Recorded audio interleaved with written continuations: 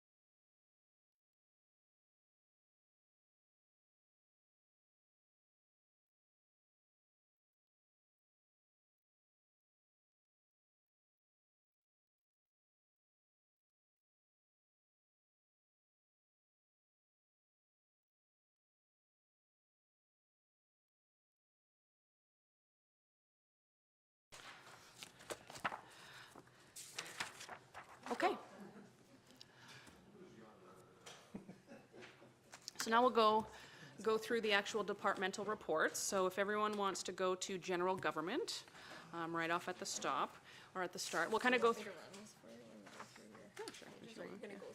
Yeah, I'm gonna try and keep the page up too if we have that here. So just, the very first page is just kind of a cover page. The next page shows the 2024 amount to the 2025 amount, and we'll show the percentage change. The third page in here is just the costing center summary for 5 years. So you see the 25 to 29. Then on the next 2 pages, you will have the detailed budget comment with all the comments. So you can see if we've entered any comments as to maybe what was entered on that line, it could be there with the dollars. And then just some graphics at the end. Okay, so we will look at first tax revenue. So we are looking at an increase going up to $10,532,000. Again, there is a 4.3 tax increase in here, along with the assessment increase in there.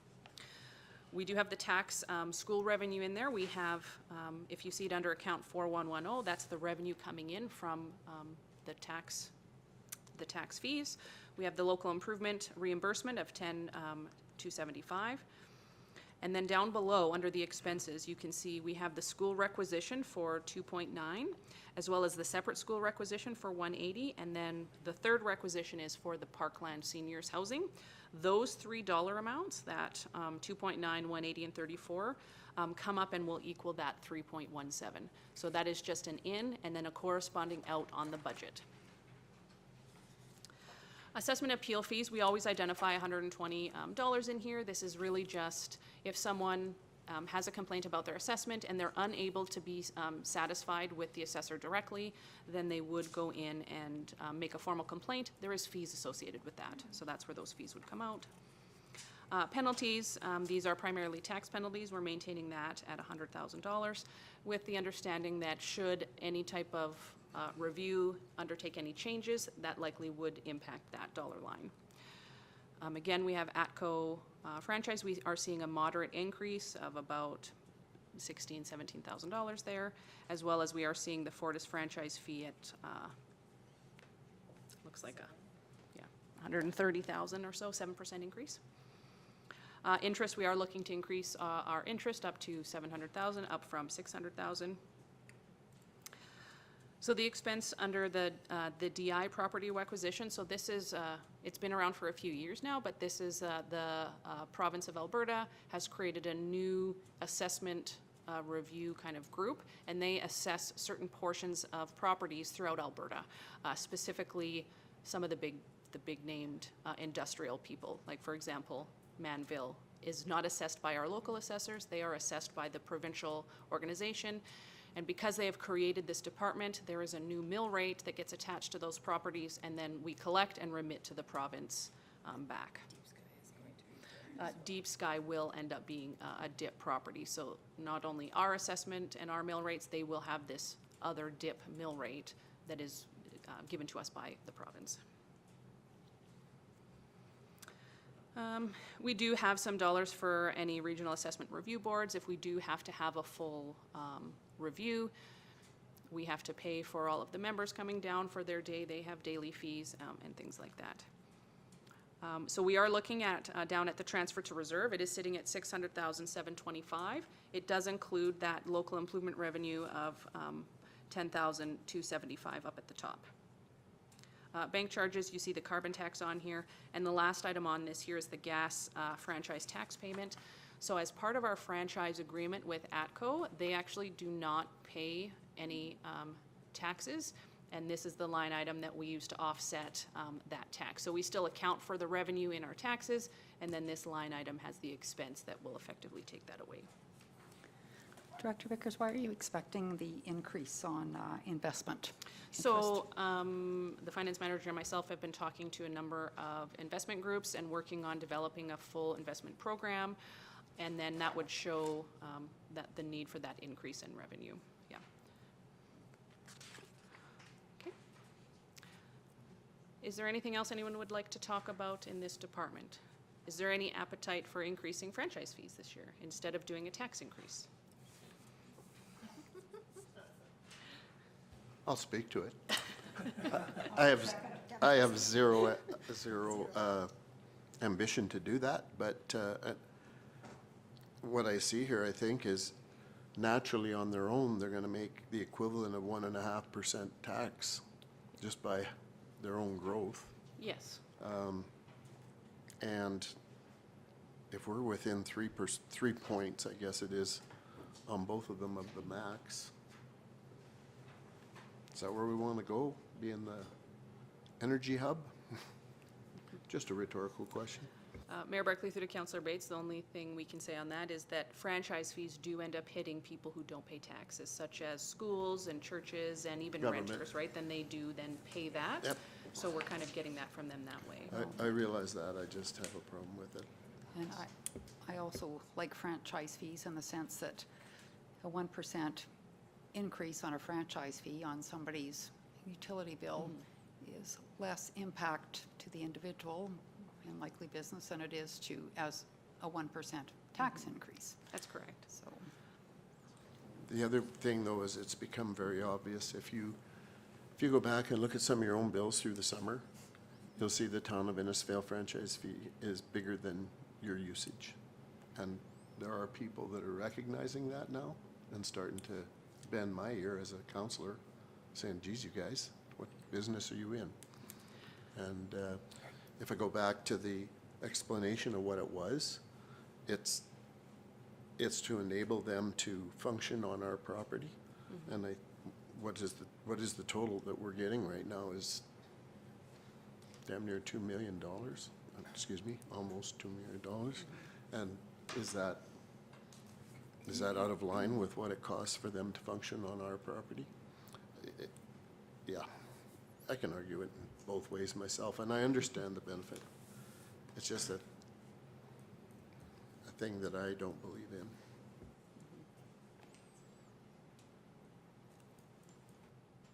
Okay.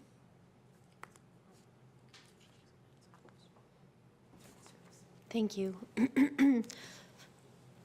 Well, I guess I just want to ask a question to you then, Councillor Bates. So if it's something that you don't believe in, what do you see as the alternative? The alternative is we just, if you need the taxes, you charge the taxes. We're almost there. Erica, maybe, sorry, Director Vickers, could you give us the numbers again? We're at 17 out of 20, and we're at, So for Fortis, we're 17 out of 20. I thought 30 was the cap, but it looks like 35 is the cap for ACO. So we might be able to get up to 35% with Okay. ACO now. so then my next feeling there would be, show me what everybody else in the area is doing, because I don't want to be up there.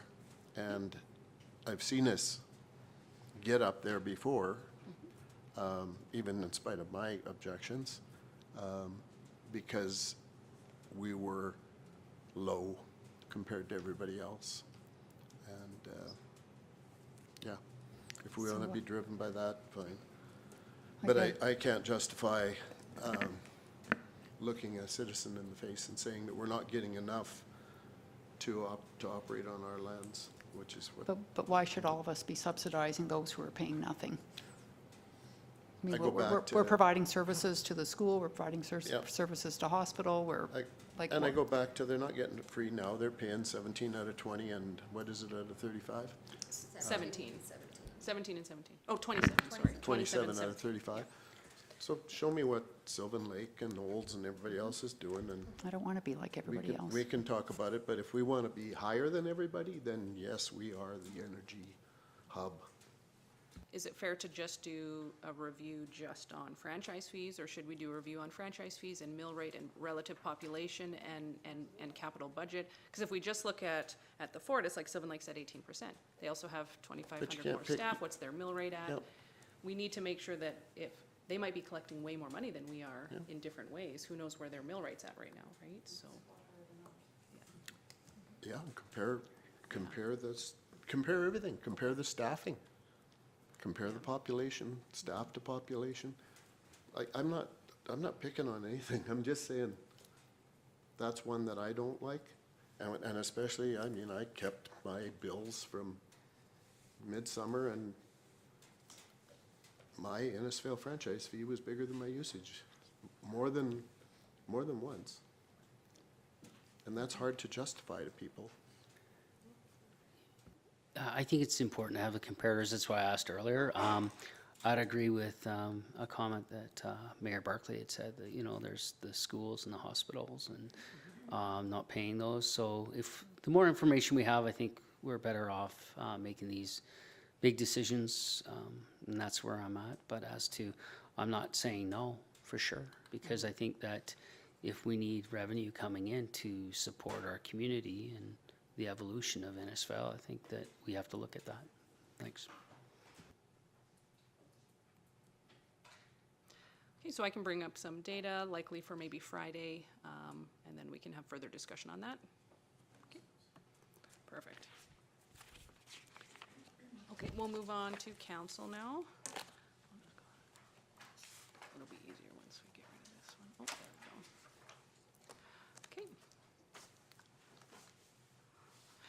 Okay, so here is council's. The top one is benefits. You're seeing a moderate increase. That's just due to statutory deductions and things like that.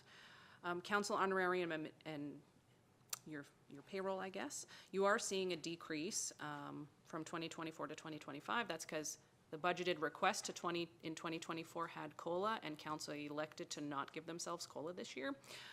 So it is, however, in 2025 again at 2%. And that would be up to your option. We would apply it to your grid, just like everyone else's grid as well. So that council professional development, you can see that $30,000 is now sitting there. So it will be kind of a single line item that we'll be able to use to track those budgets, and we'll be able to link that and balance it to your specific individual budgets as well. Travel and subsistence has decreased, but a portion of that dollars is inside that council professional development costs. Same with the registration fees. Any differences is now inside that professional development kind of costing. That $7,000 is the AB Munis conference, as well as any small things that council, like we do as a group here, or potentially just gives a little bit of leeway for other things.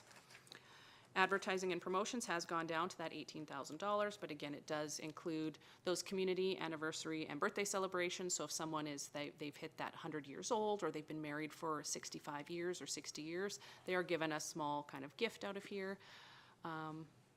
Sponsorships are not in there anymore. That should be not there. The parade, so any of the costs for decorating the float, paying for candy, buying candy for other parades that members of council will go and attend. Those doctor welcome baskets are still included in there. The scholarship fund is still funded out of there. There is still some fees in there if council has a small meeting here, or like the mayor's meeting or something, and you need to order coffee or have snacks or things like that. There is some dollars in there to kind of give you guys some opportunity to do that. And then, yeah, you see that election cost down there is at $60,000, sorry. And then sponsorships, that's new this year as well, but that's just kind of reallocated around.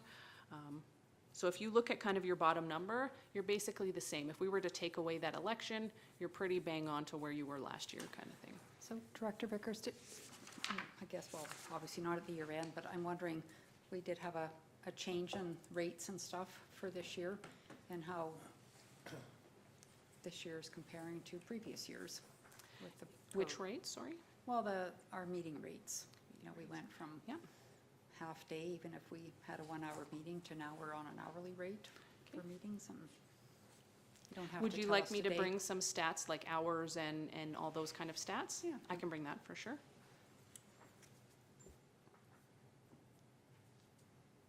Would you also like a breakdown of your department budgets, just so you can see where you're sitting at so far this year as a, okay?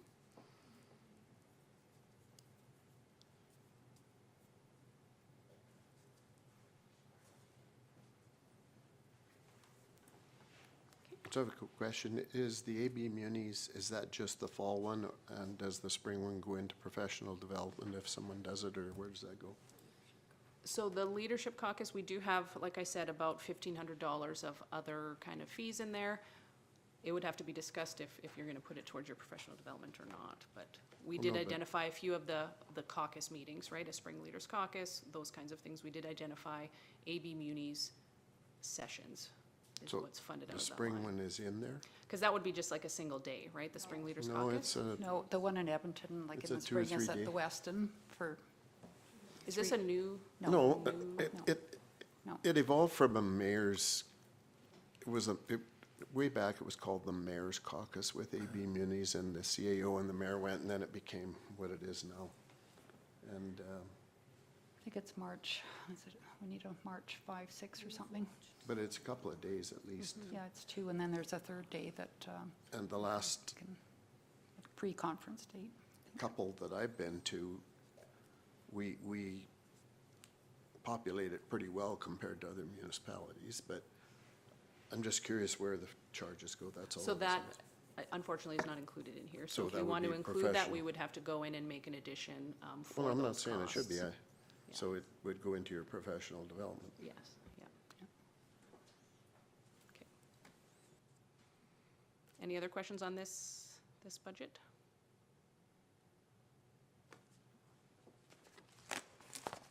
Okay.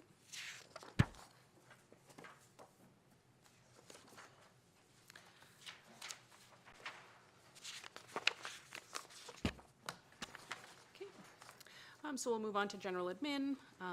That first line sale of services, that's primarily our tax certificates. So anytime someone is selling a home or even redoing their mortgage or things like that, normally there comes a requirement for a document from us that is official legal document that outlines what the taxes are, what their balance is, things like that. We're maintaining that the same. Animal licenses, similarly, we're maintaining that at $30,000 this year. We are, however, increasing our business licenses up from 93 to 97,000.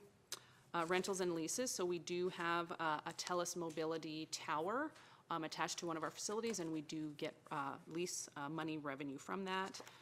And then miscellaneous revenue, that's just our AR penalties. Then we get down into expenses. We do have our salaries, our benefits, our recruiting cost, and then our staff development and training. Travel and subsistence has increased. I'll be honest, I'm not sure it got decreased in 2024. We need to increase it back up in 2025. Registration fees are going up from 10,000 to 13,000. Freight expense stays the same. Advertising and promotions, we did have to increase up from 36 to 48,000. This is primarily our newspaper ad, the Town Voice in the newspaper, so those costs are slowly rising. And normally in past years, I would share those costs with surrounding other departments and their advertising budgets. But as costs increase, they are now using more and more of their own budgets, so there's less for me to kind of steal, I guess, quote unquote, share the wealth of that advertising, because really that voice is shared amongst all departments. It's really advertising for snow removal, for taxes, for rec programs, FCSS, all that kind of stuff. So we do kind of have to increase that just to bring us where we are. Where else are we seeing? Membership fees are seeing a slight increase from 18 to 22,000. Our equipment, that equipment here in this office is basically the rentals of our large printers. We do have our postage machine, which runs all our postage, and then we do have a stuffer so that we don't have to hand stuff our utility bill specifically, right? Just because that is, every time it goes down, it takes us a few days to stuff with all hands on deck, kind of stuffing those things. Audit fees, again, we've talked about that. We are seeing an increase from 43,000 to 60,000. Again, that is to do 4 different audits this next year.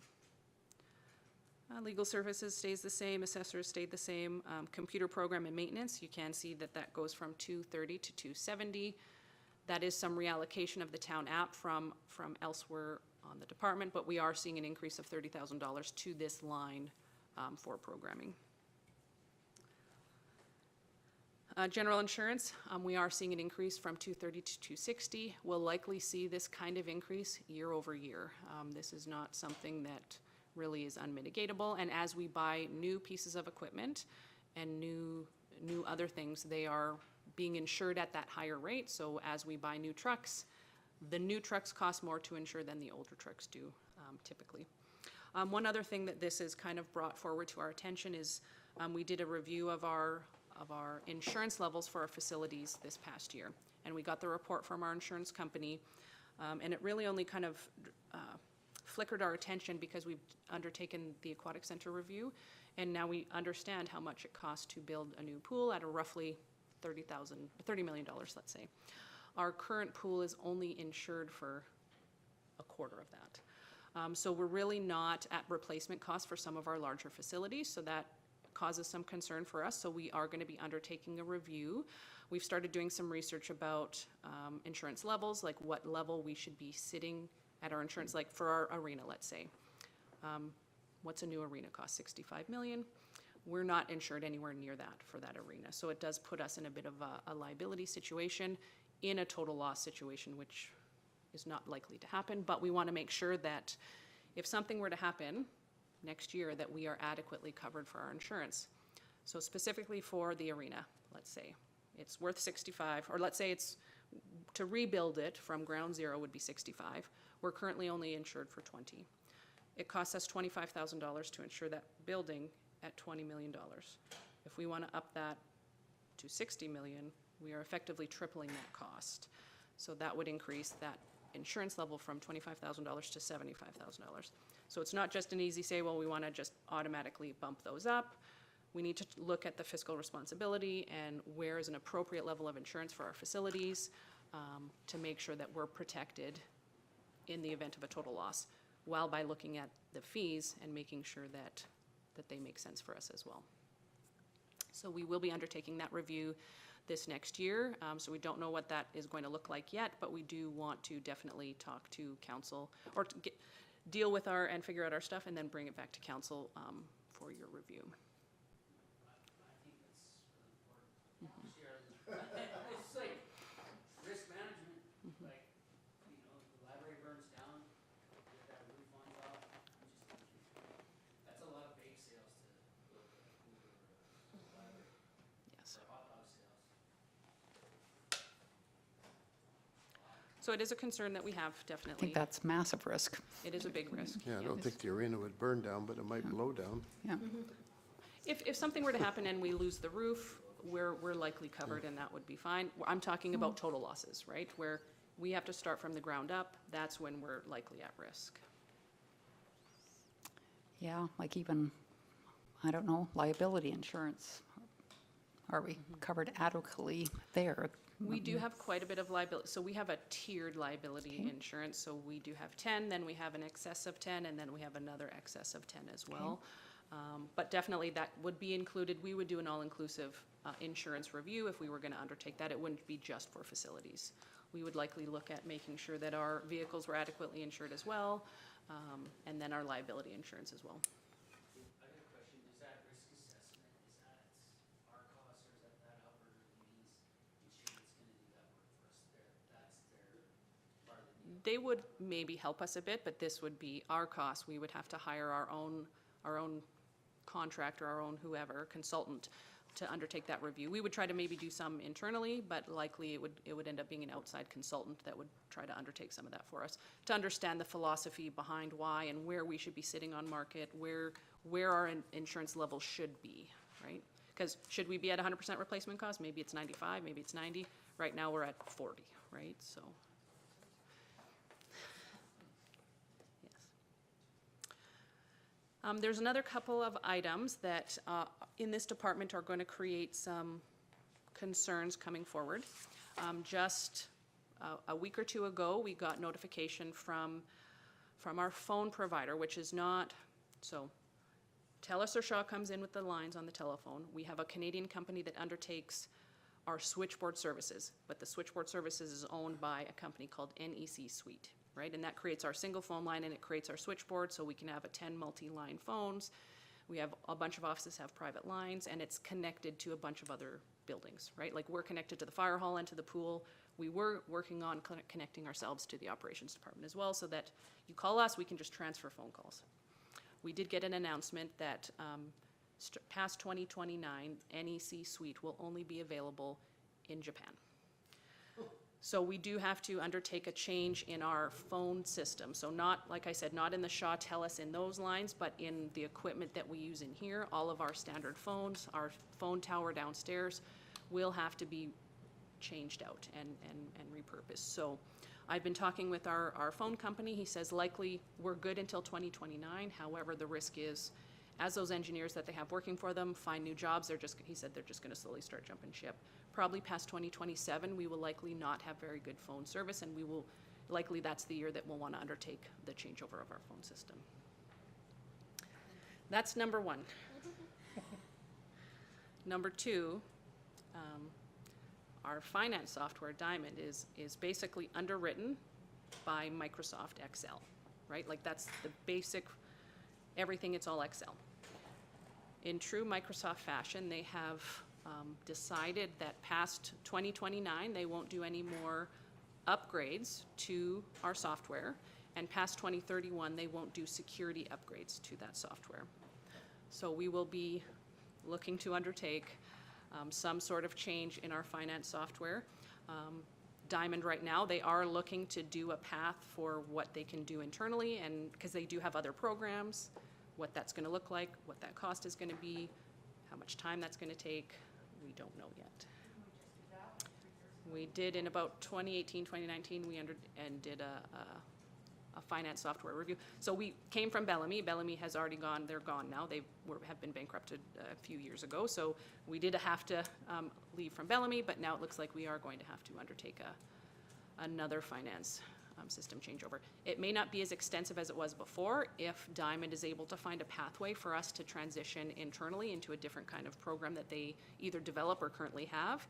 We likely would maybe undertake that, but they won't have any more details out to us, and they said Q1 in 25, so. No, no number 3, just 2.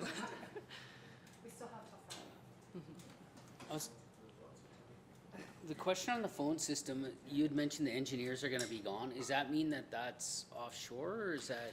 No, the comment I made, sorry, Mayor Barkley through to Councillor Hystad, the comment I made was just when talking to the company on the Canadian side that just deals with the programming. Yeah.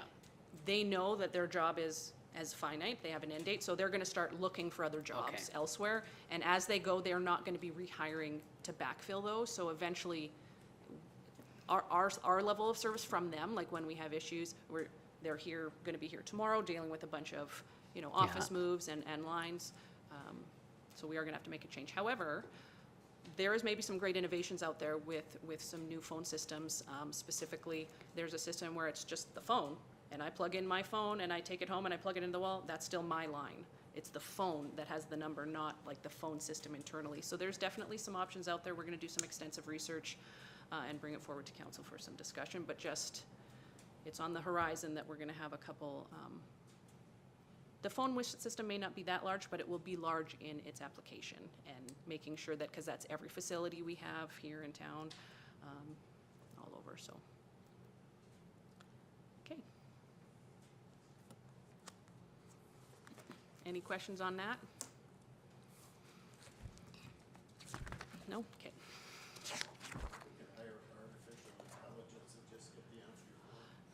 That definitely, Mayor Barkley through to Councillor Bates, that definitely would not be something that we would omit. We would, if there was an opportunity to incorporate AI into something, we'd be open to it. Yeah. Okay, we'll move on to policing.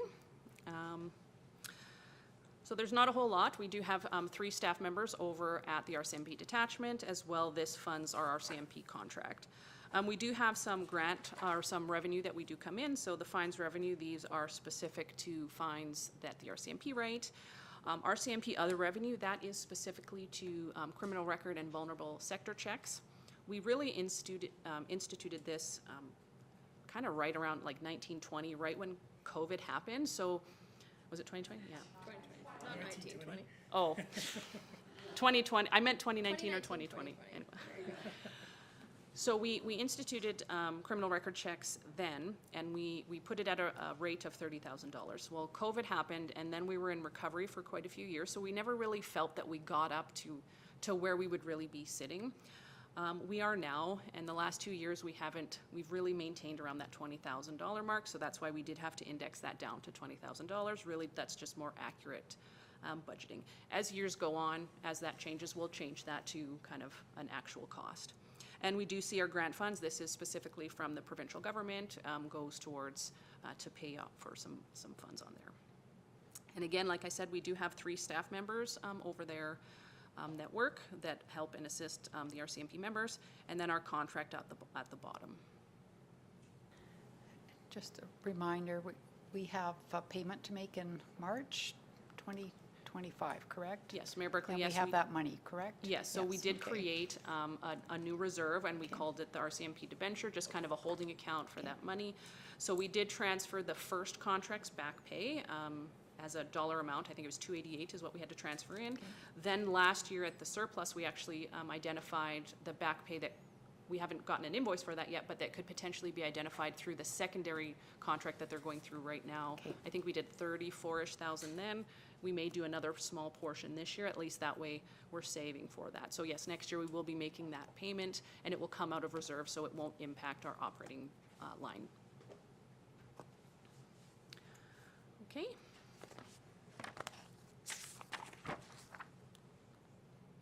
Okay, we'll move on to fire. Now, you will notice that there's kind of 2 different sheets in here because our costing center is $2,300 for fire administration, and this is primarily like Manager Leith, the full-time staff there, and really just the management for the fire chief. And then 2301 is really the firefighters and the costs associated with the fire hall and costs for firefighters. So we'll go through this first page first and talk specifically about these lines. So if you see at the top there, we are seeing this $35,000 transfer from reserves. This is one of those 4 items that we found those efficiencies in 2024, and this is going to pay for that operating project this year. So we will have no costs, in 2025. We're gonna have no costs this year as identified, and we're gonna carry that over to next year. And that's for the Fire Services Master Plan. So as I said, we do have salaries in here. This is primarily Manager Leith. This does also include the new fire chief. We have the assistant fire chief in here, as well as the admin assistant over there as well. Training is unchanged. We are seeing increased travel and subsistence, and a little bit increase in registration fees. Other than that, it remained kind of static.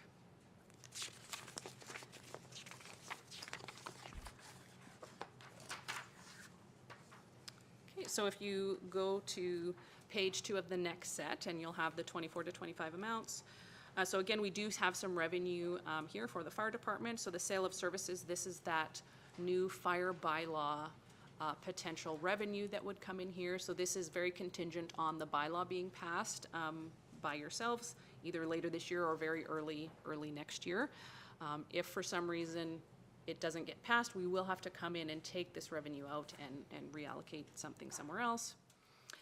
So the next line, those are all the fire department, that's the revenue anytime they go out onto like a numbered highway or things like that. This is primarily revenue that we invoice to the provincial government, like Alberta Transportation. And then we see that Red Deer County contribution. We are looking at increasing that from 120 to 155 to help offset some of those costs. So the employer share benefits, this is a lot of that is primarily like we still have firefighter benefit costs such as CPP or things like that. Fire department external training is sitting at $10,000, so that is for any external training costs. So this is not when we undertake training internally. That's the next line.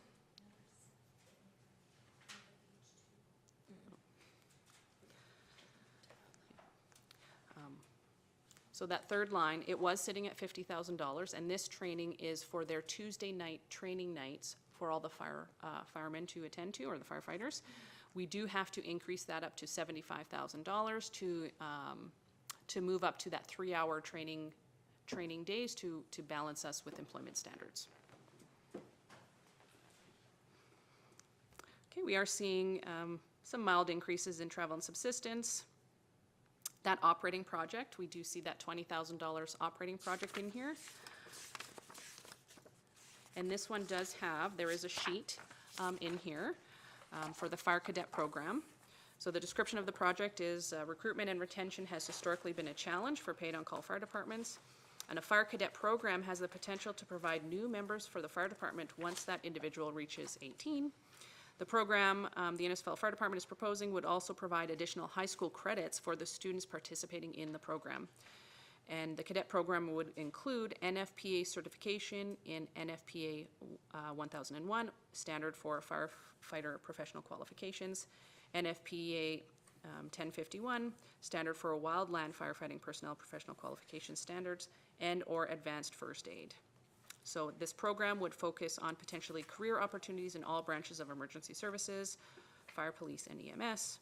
And this project setup costs would cover uniform, PPE, training materials, registration.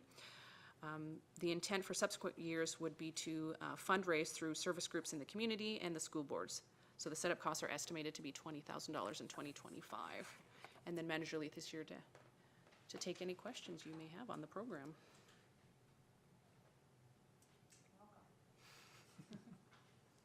Thank you. Nice to be here. I was asking a question earlier, Manager Leith, about gear, we'll call it gear. I know Vancouver Fire Department are buying different kind of jackets that are free of toxicity, apparently. Are you aware of that, or? Yes, back in 2019, it was PFAS is a chemical that's used in a number of different garments, clothing, furniture manufacture, anything that really would suggest that it has water repellency. So the moisture barrier that's used in our current bunker gear contains these PFAS chemicals. The Firefighter Union put out a statement in 2019-2020 saying that we should reduce the exposure because it is in our gear. Subsequently, they've gone out and looked at different manufacturers who can manufacture a bunker gear or fire retardant protective clothing without this material in. Currently, as it stands, there's one supplier. The increased cost of that is around that 20 to 30%. Vancouver Fire, they're probably one of the first to go into it. The research on it is that it breathes a third less, it wears 3 times as much. So most fire departments are sitting, waiting back because the standard that we're currently covered by, which is NFPA 1977, hasn't changed to say we have to have PFAS-free gear.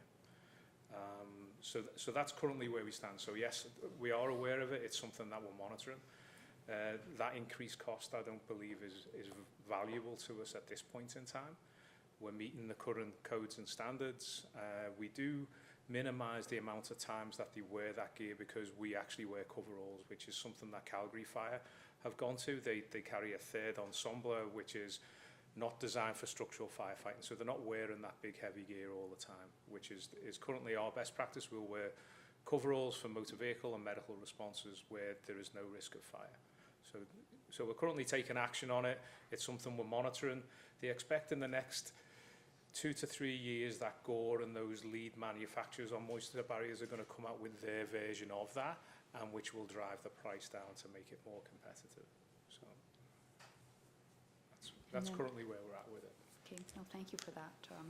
And secondly, when we bill the province for recovery, are we recovering our costs, or do they just have a set rate, and is it 100% recovery? Yeah, so currently on provincial highways, we charge them what is their defined rate, so it's around that $675 per suppression unit, so an engine would be $675. My command unit is just under $200, and other support units are at that $675. So a standard motor vehicle accident on the highway, we make a minimum 3 vehicle response. It's around that $2,000, which is probably our wages output on that is around that 5 to 6, if that. So we are covering costs and more. It's profitable to us, should we say, to make those responses. Mm-hmm.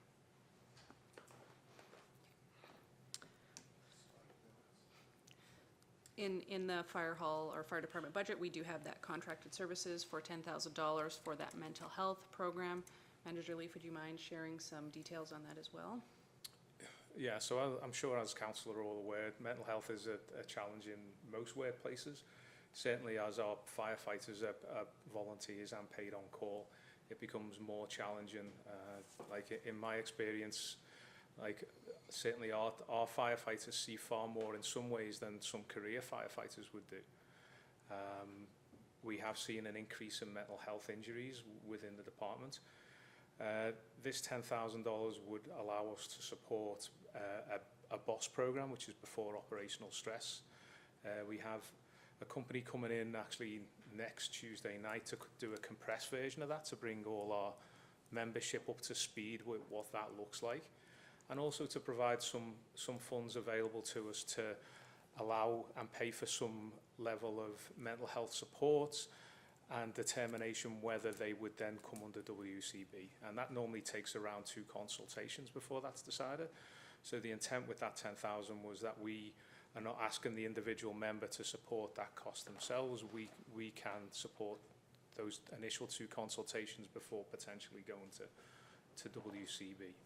So that's the plan as such. We did apply for a grant through Canadian Mental Health back in May. We still haven't heard what the results of that grant application, and some of that funds was to go to support this same program. Thank you. Okay, the equipment under 5K, we are seeing an increase from 20 to 25. That's just due to the cost of that equipment going up, specifically radios and the base stations. Janitorial supplies, we are seeing a slight increase. Vehicle fuels also being increased. Utilities and electricity also increased, and we do have the transfer to reserve sitting at $100,000. This does go directly to the fleet reserve to pay for future fire equipment. Okay.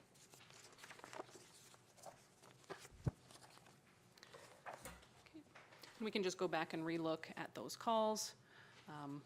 Again, that you can see that they are huge.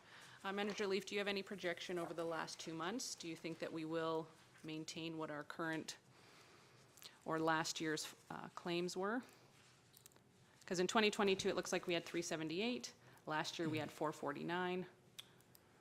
Currently, at this point in time, we're currently sitting at just over 400 calls for this year. So I expect to be similar or around the same, as it does slow down at this time of year until obviously we get Until the first snow. snowfall. But yeah, I would project similar to the same as last year. Yeah. Obviously, when Alberta Health Services came in, their projection for their growth in calls is going to reflect back on us on our medical calls as well, around that 8% potentially year on year.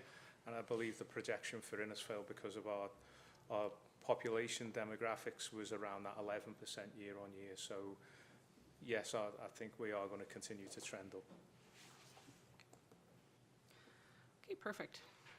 We'll go on to emergency management. And again, so we do see that $5,000 as one of those efficiencies found in this year. And again, that is because we have a different fiscal year than the province, and they have pushed their exercise into February and March. So we do want to move that dollars to then for us to compensate for that. And no other costs kind of increased to this budget. Okay, we'll move on to the helipad. Outside of staff costing that indexed moderately based on COLR or any merit projections, all the other things haven't changed. And those costs will include any daily inspection of the helipad. They do have to go out there daily, training any new staff on the operations of the helipad, any miscellaneous maintenance, such as, even as simple as a light bulb. Those helicopter pilots really rely on those lights for when they come down. And as well, even like the sock, right, just so that they know where the wind is going. Those are our historic landings. Yeah. Any questions? Can I ask one question? Of course. This is kind of bizarre maybe, but, so I appreciate the relationship that we have with STARS and the access that they have to our helipad. But if we had other private air ambulance services that required to land at the helipad for any reason, would we charge them for that, or do we just provide that service for free? Mayor Barclay through to Councillor Wing. I don't know if that would happen. We don't have anything in our rates and fees bylaw to do any charging for that. So I'm not sure if we've even been asked to have any private landings. Certainly industries use private ambulance services, so, or Yeah. air ambulances. Just curious, just came to me. Yeah.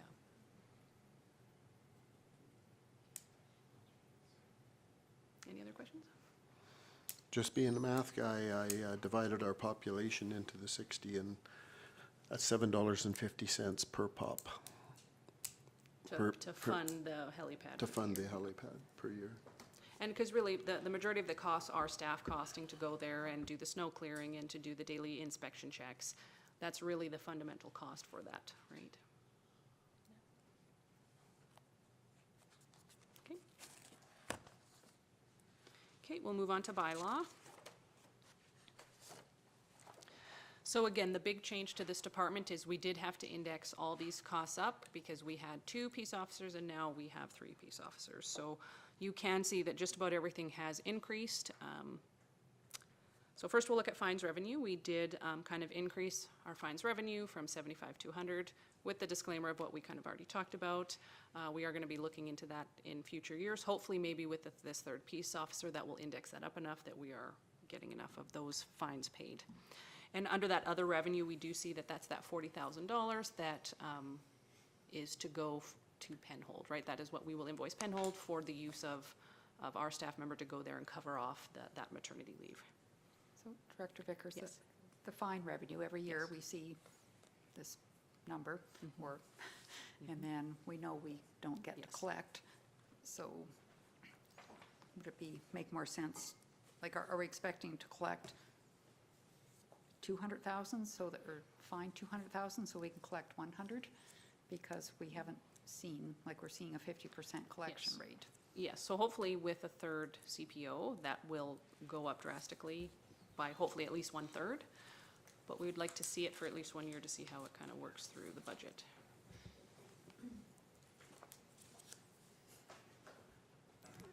To your question, Mayor Barclay, we talked about that recently. Are we over budgeting or over demonstrating revenue in this area? And we thought, let's see how 2025 goes and start to move to budgeting appropriately if we can achieve that number. Yeah.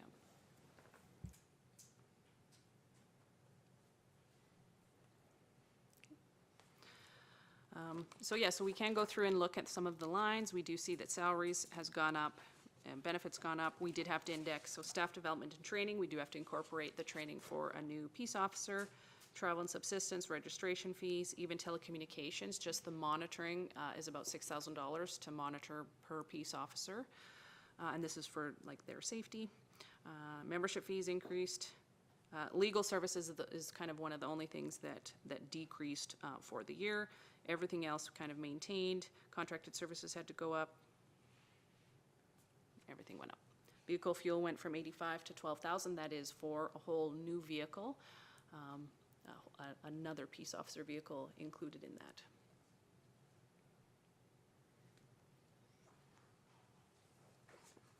Any other questions on that?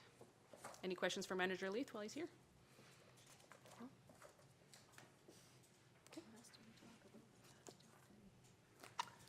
When, Your Worship, to Manager Leith, when does the cadet program kick off if we go forward?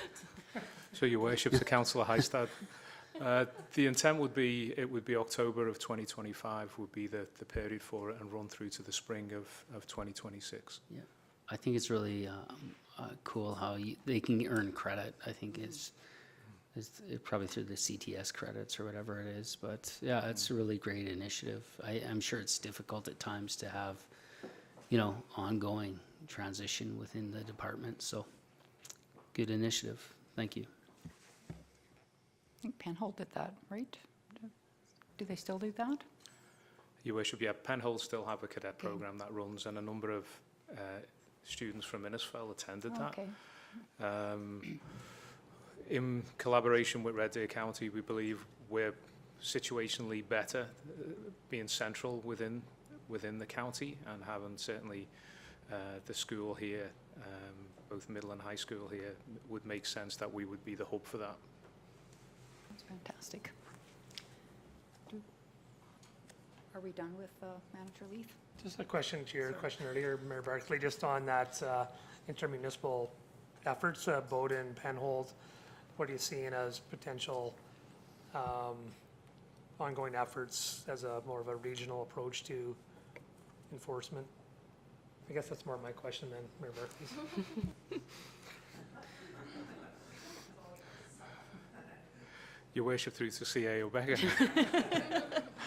I definitely see there's increased opportunity for sure. You know, it's becoming more and more costly as you know, you sat here trying to work the math out to keep us in budget. It's become more and more costly for that enforcement side of it, and enforcement of bylaws and maintaining community standards. I definitely see a need, and certainly I believe the way forward is to collaborate with our other smaller municipalities that are within close proximity to us. It certainly makes sense from my side of it. So are you looking at that just at the fire end of things or everything? Your Worship, I believe that the opportunity is there for everything, to be fair. Both fire, you know, certainly Bowden is challenged in their premises, that they need potentially a new building there, that the town of Bowden has no dollars to build, and certainly the Red Deer County are reluctant to use their taxpayers' money to build them a new fire hall.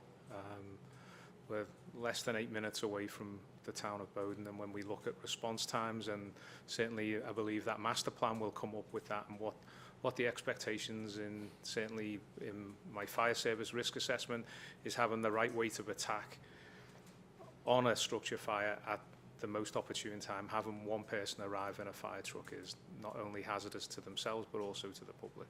It's not meeting their expectations at that service level.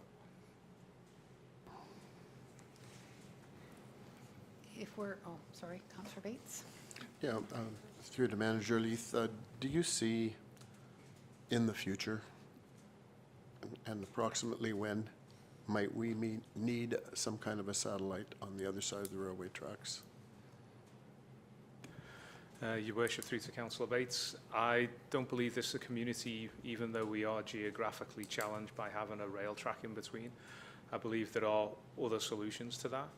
Certainly, within the next 10 years, I would foresee that we need a new fire hall, and that means that our building currently will be timed out and not support the needs of this community and maybe the greater community. So we will potentially need to look at where the best location for that geographically, and smart intelligence in respect of where currently the trains are and what our best access to that is not that far around the corner, where on dispatch we know the location of that, the access routes that are available to us to certain locations in town or outside of town, dependent on the area we're supporting.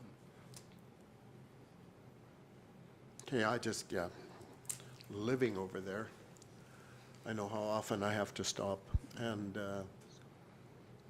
even experiencing the one fire that we had in Hazelwood, that if you guys hadn't gotten there when you did, I think we would have had a big fire. Hopefully we never get forced to find out, but I have a feeling down the road some of us might experience insurance requests. Just advancing the thought. And I don't have anything in mind as to, you know, the need needs to be elevated or anything like that. I foresee it someday. Thank you. Shall we take a bit of a break? Sure. 15-minute break? Manager Leith, I just want to show you the photo that I showed everyone else. I think we should blow it up, and I'll bring it over to the fire hall one day and just put it out there, just because, you know, right as everyone walks in, just right there.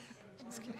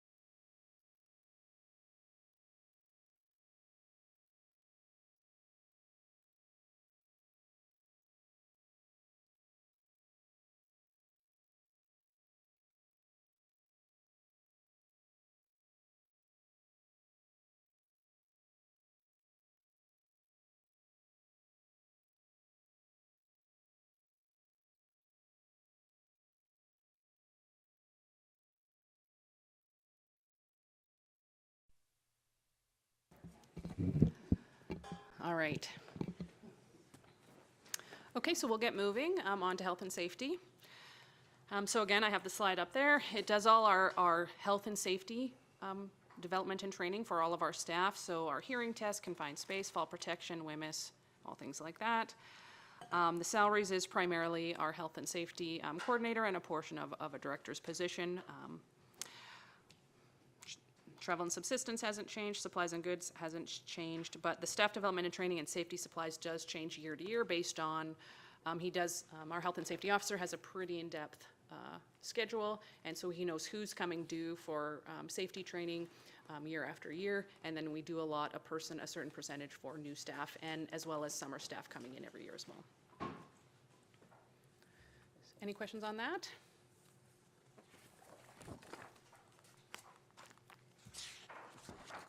So we'll move on to roads. So we'll just go down. So we do see salaries is increasing, part-time wages does increase, so that is primarily our summer staff that come out of this line. I mean, I shouldn't say it's all summer staff that comes out of that line. We do have our benefit costs in there. We're seeing a moderate increase to staff development and training, as well as travel and subsistence. Our operating project is stayed the same at 115, and again, that is, we call it an infrastructure study. It is kind of there for if we need some engineering services or some kind of study done for something, then we do have some dollars there for them to do that, as well as then a sidewalk repairs. So we do have to continually manage the trip hazards and repair them, as well as potentially a new section of sidewalks. Our infrastructure repairs is going up from 148 to 163. Our equipment repairs and maintenance is remained static. However, our vehicle repairs and maintenance has increased from 35 to 45. Contracted services has remained static at 65. However, that does cover center lines, sidewalk, rink snow removal, as well as snow removal contract, any dust control, clean harbors costing, as well as Main Street intersection and crosswalk. Vehicle fuel, we are increasing from 110 to 145. This is due to actual costs year over year. We are seeing that increase. Our utilities is going up.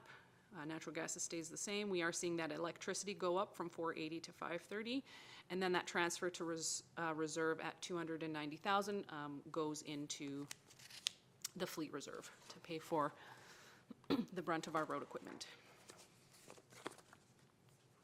Director Vickers, have you got the actual amount from Fortis on the electricity on the transmission and distribution increases? I don't have that, no. Okay. So we're just assuming it's going up.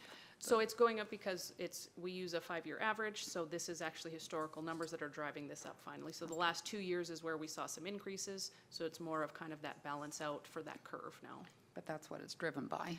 It is primarily driven, our rates are quite cheap. We are with AB Munis for our rates for electricity. What is our rate, do you know of? I believe it's 6 cents, around that 6 cents Okay. per kilowatt hour. And is that, sorry, I can't remember, is that tied in? It is tied in, It's a yes. I don't know contract? the dates, but I believe it's for 4 years. I believe it started January 1st, 24. I'd have to double check on that, though. And can that be changed, or, So we're set in stone for that rate for the period of our contract. so there's no getting out? No, but that is quite a bit cheaper, like the normal rate that we would all be paying personally is probably the 13 to 14 cents. Well, I just got a rate myself for 6.7 cents. Did you? Well, the electricity rates have come down massively, Yeah. and I guess you have people who are still locked in at whatever rate But- they're at. well, I don't know about this, but like on a home, residential, you can change the contract. You're never Yes. tied into it. Yes, we're Or- tied in, Well, yes. depending on who you're with, but typically you're Yes. not tied in, so I went back to a wholesale rate that Yes. floats, but so be it. So the reason, like, we got this rate, when we put in our expression of interest that we want to be included, AB Munis did go out and they bulk bought. Right. Which is why we have to be tied in. We have to agree Okay. to spend that Yep. many, like, kilowatt hours Okay. with them per year so that they can manage, because they weren't looking at just for us, they were looking at 300 municipalities Sure. that they went and Yeah. bought for. So they did require a guarantee from us, and we did sign a contract for that, yeah. Can you find out from our providers what they are going to be increasing their distribution and transmission fees by? Thanks.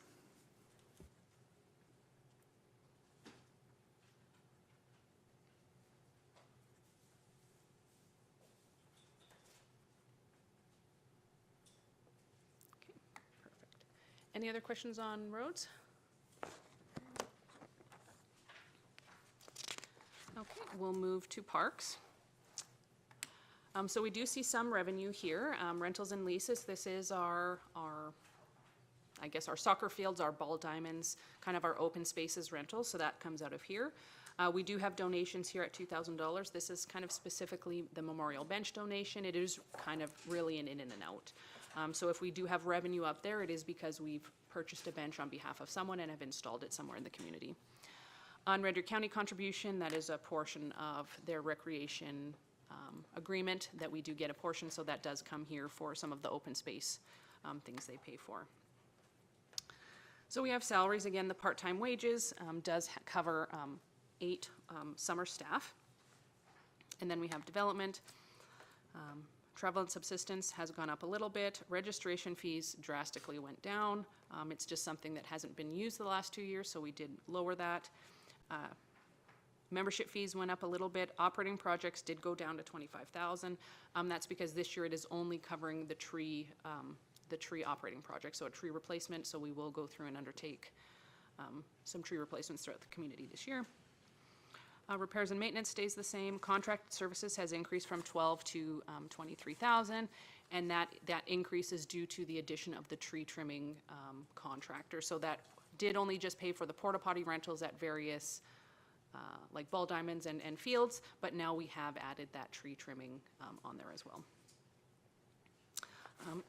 The equipment lease, you can see that it has gone from 46,500 up to 57,000, and that is due to us transitioning to a new provider for our mower program, and one is due in 2025, so we are looking to make that transition this year. Supplies and goods has gone up moderately. Vehicle fuel did go up a little bit, and this is where we do have a large portion of our transfer to reserve from this department. It does go to our infrastructure repair and maintenance reserve. So it kind of, that's the reserve that funds all of our repairs and maintenance repairs now.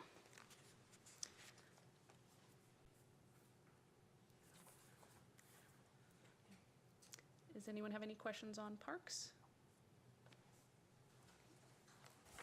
It's more of a capital question. We can ask that tomorrow or Friday, but Yeah, you can ask that now. Yeah. curious if you've had any conversation about, we've talked about this for a number of years, about more permanent bathroom down at Ball Diamonds, the outdoor skating rink in there.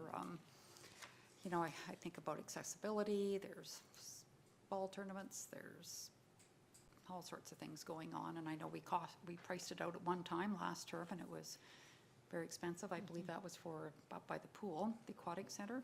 Yes. But have you had any of those discussions about a potential building, go in, change skates, anything like that? No, we Okay. haven't, and it, just based on the capital projects we've Yeah. identified, it's hasn't been on the priority list for us. We have made some allowances in the budget for additional part-time hours for usage of the arena lobby in the summertime for baseball tournaments, so that is a challenge that we sometimes have in terms of having enough staff or having enough notice to schedule staff when there are ball tournaments on the weekends, that at least the lobby space can be open, potentially even dressing room space if we have staff available. Are there during those units that can be brought in, like that, not, you know, kind of the single units, but something like an ATCO might have, and Yep, there are self-contained units that are out there that can be brought in for either rental or purchase even, but. I don't know, I really guess looked just into. being down at like ball tournaments, that, you know, there's probably people that can't use that type of facility, and anyway, okay. That was a dirty look. Okay. No, I just want to make sure if there's an expectation, just make sure that's communicated. Okay. Okay, so we'll move on to public transportation. This is our PACE buses that we do have contracted out. We do see some revenue. Again, we are seeing that those rental fees or user fees that we do have from the users of it, and then we have identified $42,000 from the LGFF operating fund to offset the costs. So contracted services has increased from 155 to 160 with the separation of that charter services line at $18,000. Vehicle fuel, we had originally budgeted in '24 $20,000. This was kind of the first full year. We are able to repurpose that down to $15,000 this year. And then again, that transfer to reserve to go towards future purchases. Does anyone want to go and talk about the stats on the public transportation again, or are we good to go on?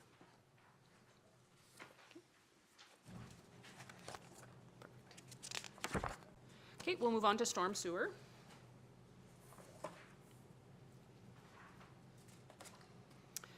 So under the revenue, we do have our base rate. So if you remember a few years ago, we did institute a storm charge of $3 for residential and a $4 charge for anything over that multifamily and commercial buildings. We are seeing that revenue come down to that $123,500. That's more due to actuals based on the rates that they have on there. So we did index that correctly. We do have some salaries and benefits assigned from staff here. We do have that $40,000 operating project for some catch basin repairs. And then we do have infrastructure repairs and maintenance, as well as some infrastructure materials. And then this is one of those departments that is not funded by taxpayer dollars. It is funded by the user fees on it.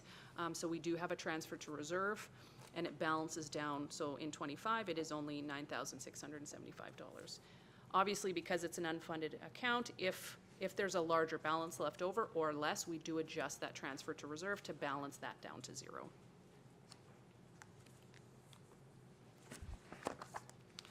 Okay, we'll get into water now. So we do have a couple different types of revenue. So the first one is the base rate. So that is that $10 flat charge on each utility bill. So we have indexed that to actual units serviced now.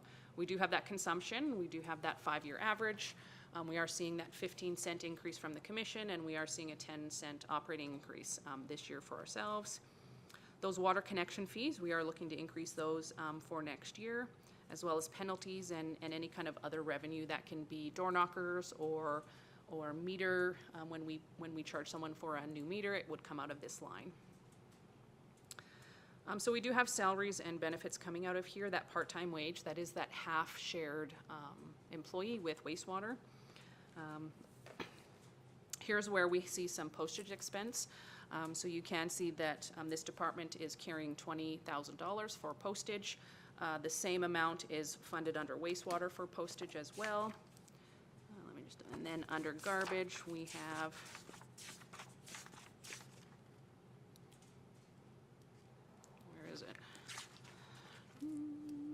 we have $7,500. So we actually have $47,000 in postage costs that are funded from these departments to help pay for all of our utility bills that go out.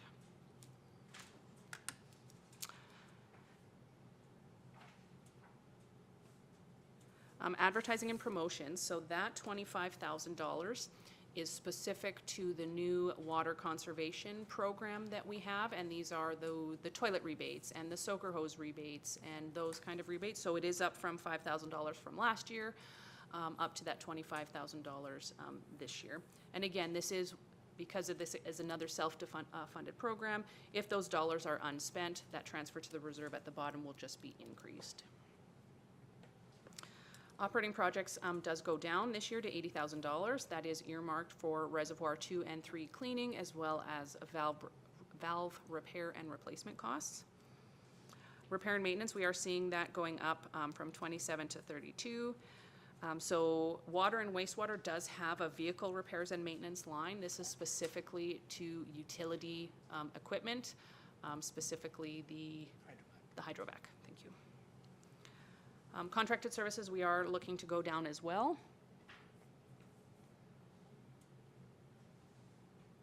Or no, it is going down to 28,600. 33,600 in the slide is actually incorrect. That's last year's number, I apologize. So we are seeing that regional service contract purchase also go up. So we are looking on a 5-year average. We were given a 15-cent increase for 2025. So we are looking at $1.953 2.3 million. Again, this is just an estimate based on our 5-year averages. And then we are seeing that transfer to reserve on the bottom, sitting at 225,966, sorry. But again, that is, this department has 2 different transfers to reserve. We do one transfer for, to the fleet, and then the balance goes to there.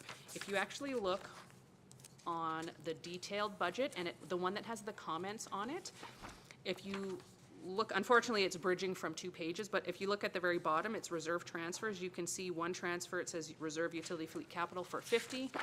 And then the second one says surplus to reserve utility capital maintenance for 175. And then the balance of total is that 225. So just so how that kind of explains that out. So, Director Vickers, do you have the reserve balances? Yep, so Because that was a sheet that you should have had this morning. Is it here? Sorry. Okay. Yeah, it was hand-delivered this morning for a sheet of paper that will have all the 2025 estimated. Sorry. Nope, that's okay. We are primarily going to talk about that tomorrow, after we talk about our capital budgets, but if you have any questions now. I guess what would be helpful, I know we've seen the asset management plan, so when we see, okay, water, we're transferring X to reserves, is that meeting what we need, or is there still a deficit, and what is that deficit? Okay. So yeah, we can definitely talk about that tomorrow. Okay, Yes. well, just to tie it all in. Yes. Right? Yep, definitely.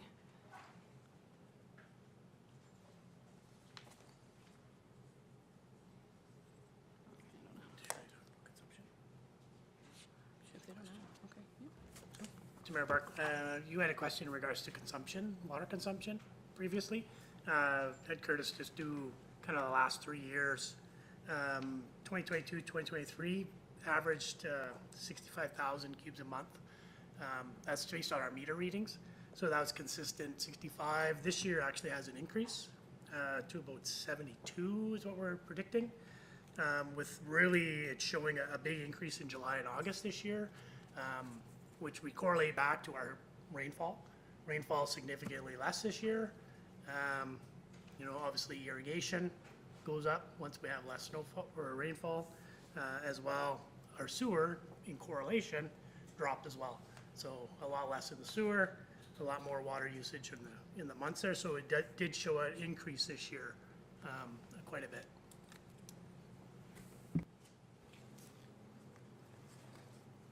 I do believe one of our industries was throttled back in 2023 in the summer as well.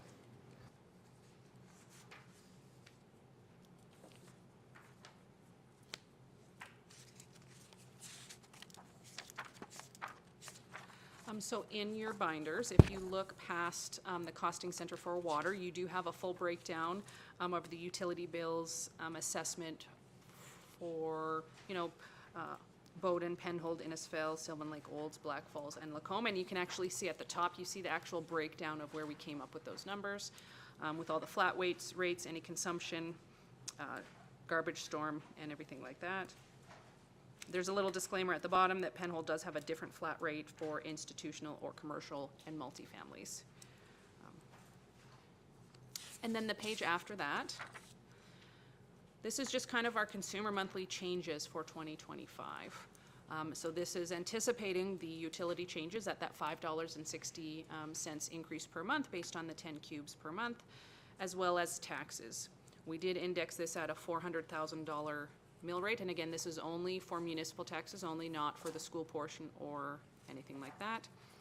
I don't know what the average assessment growth will be for residential, but if we do a 4% assessment growth and a 4.3 tax increase, they are seeing roughly a $20 increase per month in their taxes for that.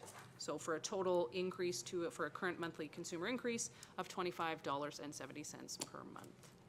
Now, if anything ever happens and we change a tax increase for a franchise fee increase, that would change this maybe slightly, but as it stands right now, as per the budget, this is what that increase would be. Just a question, and this is just a curiosity. Do the residents in Gasoline Alley, are they customers of the city of Red Deer water and sewer, or does the county provide them with water and sewer? They're Red Deer, right? Regional.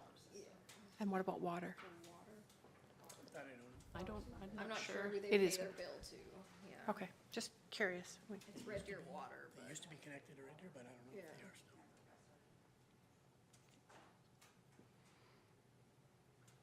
Is that something you would like us to verify? Okay.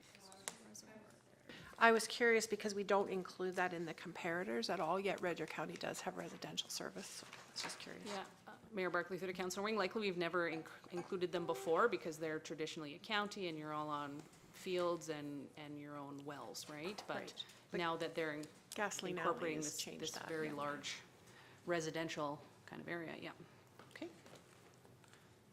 Any more questions on water? Yes, sorry? Just Councilor more Bates? information, I think, for information, both Penhold and Sylvan are on wells. Penhold and Sylvan?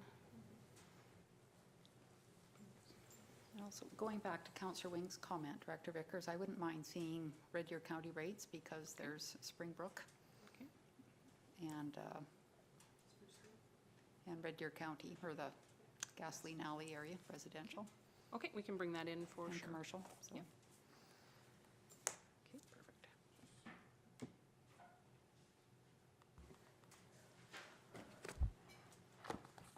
Okay, so we'll move into wastewater.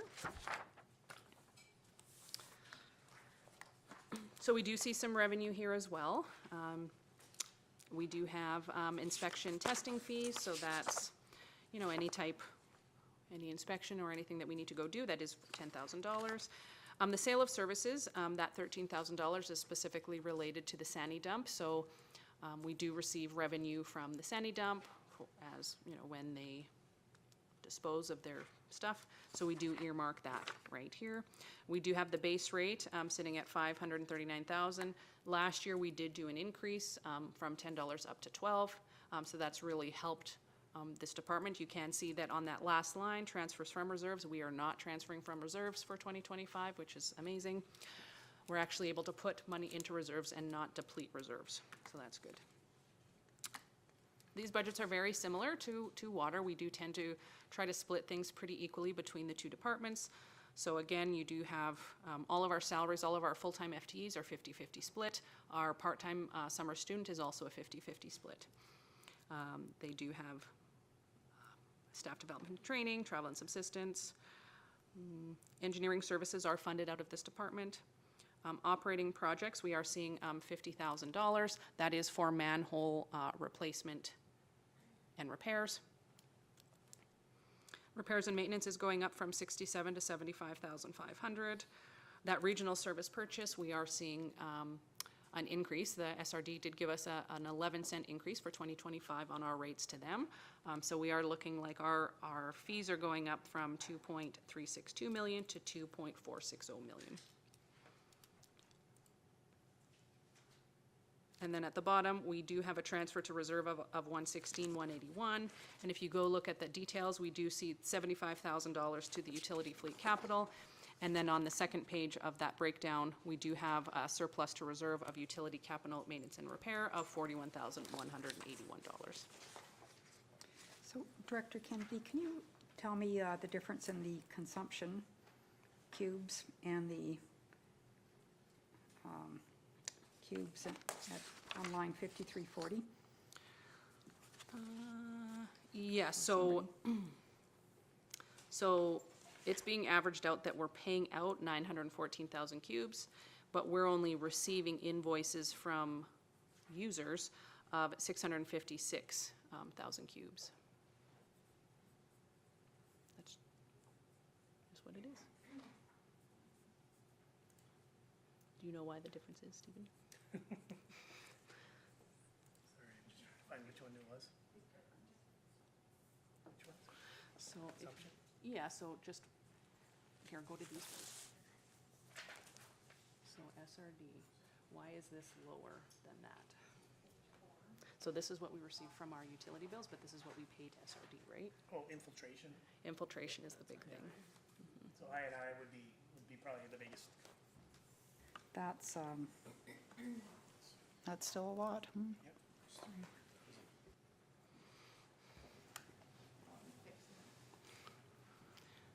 Which is, sorry, so we do have a stat in here in regards to invoice versus volumes of SRD. 2022, it was significantly different because of rainfall. So we were down 781,000 versus 926 billed. 2023, we're at 784,000 versus 859,000. And then this year, we're 684,000 versus 692, so very close.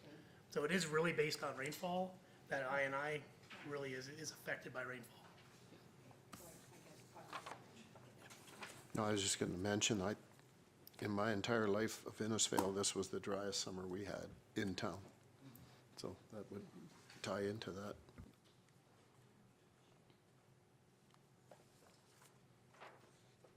Okay. We'll just go to this sheet here and just kind of talk about our transfers to reserves so that we can see here in 2025, we are receiving a transfer to reserves from water, wastewater, and storm for 226,000, and that does just index up 26 to 325, 483, so on and so on. We can really see that increase for that garbage come in at 2027 from the base of the implementation of the EPR, and we can really see that increase. So we will go to solid waste now. This department is similar to the fire department, where there is two sets of sheets behind here, because this is 4,300 is garbage and 4,301 is effectively the transfer station costs. So here in 4,300, we do see that sale of services, so that is $869,000. That is the revenue from user fees. And then we will have that 154,363 from the EPR portion. So that will come April 1st. And then that, I'm not sure when that money comes, if it's monthly or annually, I'm not sure. It'll come quarterly. So we'll receive injections in quarterly from that. We do have some salaries and benefits here, and again, postage. And we do see that contracted services go up. We do have to increase that up for the kind of a standard fuel cost increase each year. So we are seeing that go up to 703. But again, that is now offset by that 154,000. And again, that's just current year because it's only a partial year. Going forward, it will be 204, 437 as what the annual revenue received from EPR will be.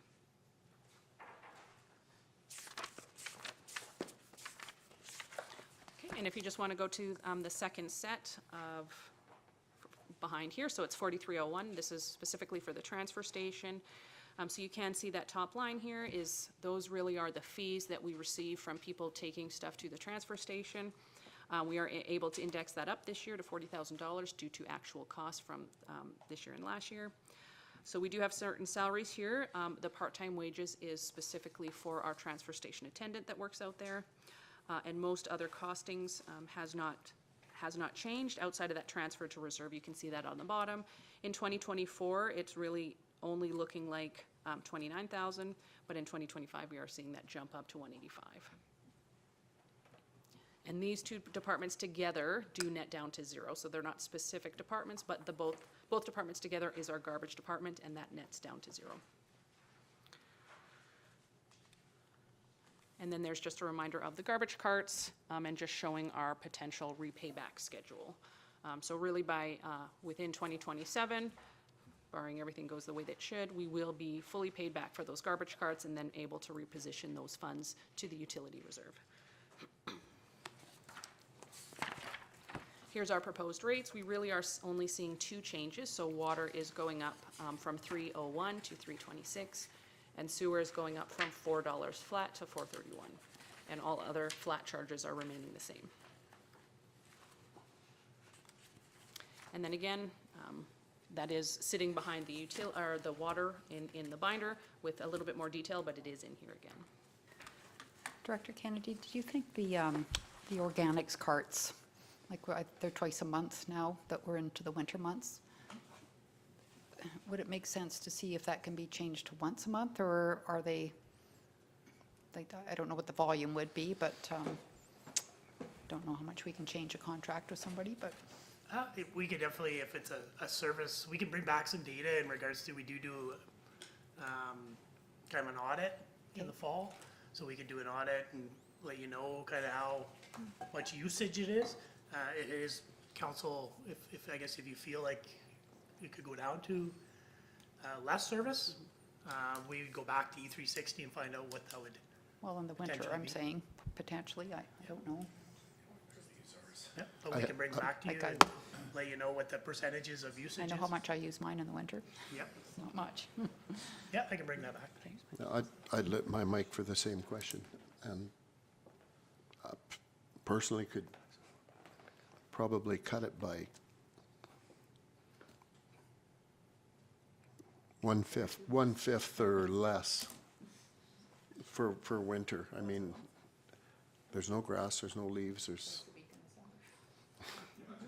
Well, in the summer I probably need it, but, and I think others do for sure, but I think the winter, and I can't remember what their system is, but I just saw something in the media about Olds cutting it to like once for the winter. Yeah, Olds is on a 3-week schedule, so they do their garbage recycling and organics once every 3 weeks. So it's, this week it's garbage, next week it's recycle, the week after it's organics, and they just continue that cycle. But they were actually taking their organics to once for the entire winter.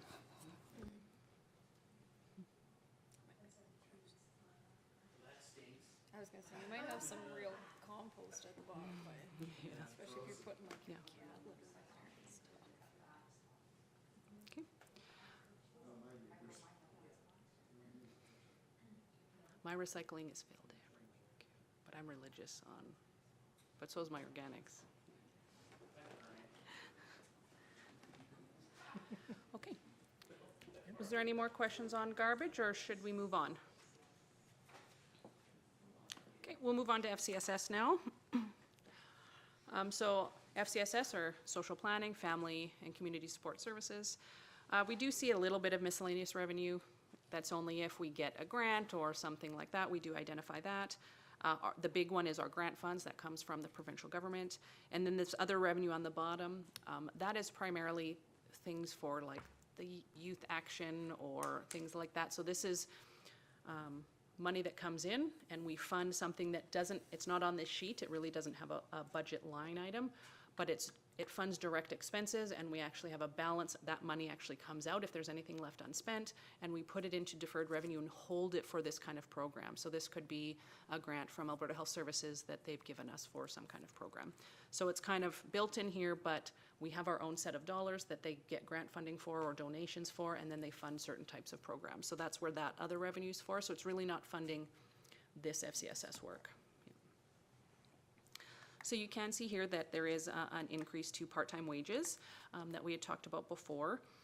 So we have salaries and benefits, and then we do have that increase in part-time wages, but that is due to the grants to others was lowered by $24,000. Internal programs was increased by 4, so it's not 100%, it's pretty close to a net zero kind of trade-off. And this way now they have some extra part-time staff to help facilitate whatever programs that they need. Advertising and promotions actually went down, registration fees went down, staff development and training and travel and subsistence did go up. Anything else? Any questions? Okay, we'll move on to cemetery.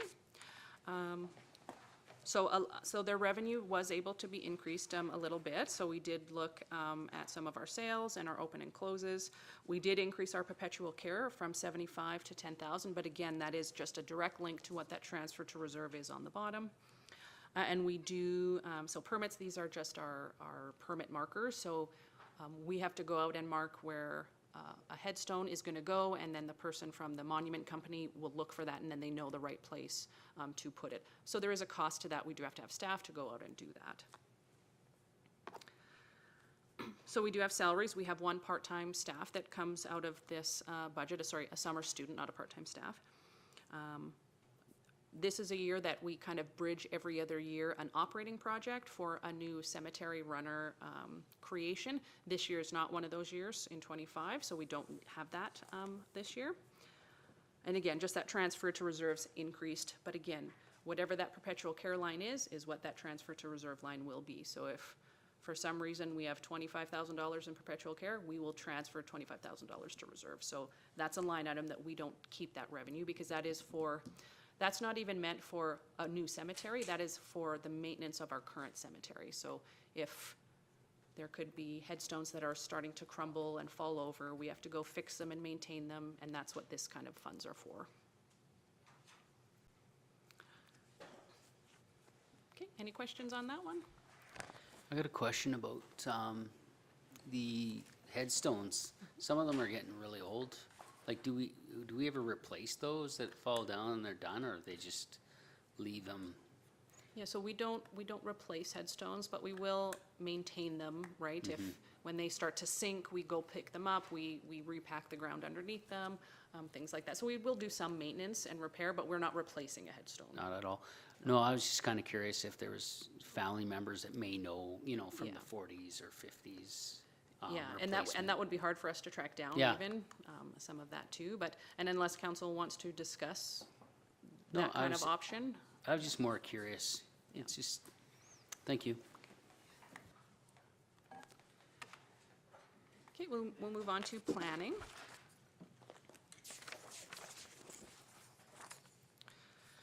Okay, so we do have revenue associated with planning. So that first line, 4519 under permits. So this is our plumbing, electrical, gas permits, everything like that. 4520 for $10,000. Those are our development permits. And plumbing and electrical, we were able to increase that from $40,000 to $50,000 this year. Compliance certificates, that goes down to $2,000. We do have our safety code fees at $3,000, and again, that is just an in and an out, so we do charge that on the permits, and then we have to remit that back to the province. So subdivision application, we do earmark $5,000 for that. It is unfortunately just due to subdivision activity, and if we don't have an application, then we aren't going to have any of that revenue. Building permits, we are looking at $70,000, so this is Superior, and we get a percentage based back on those applications, similar to the plumbing, electrical, and gas as well. We get 100% now? We get sharing now?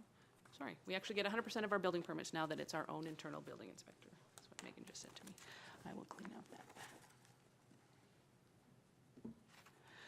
Okay, and then we do have some amount for some other applications that's sitting at $2,000, and that is like if there's some rezoning applications or things like that.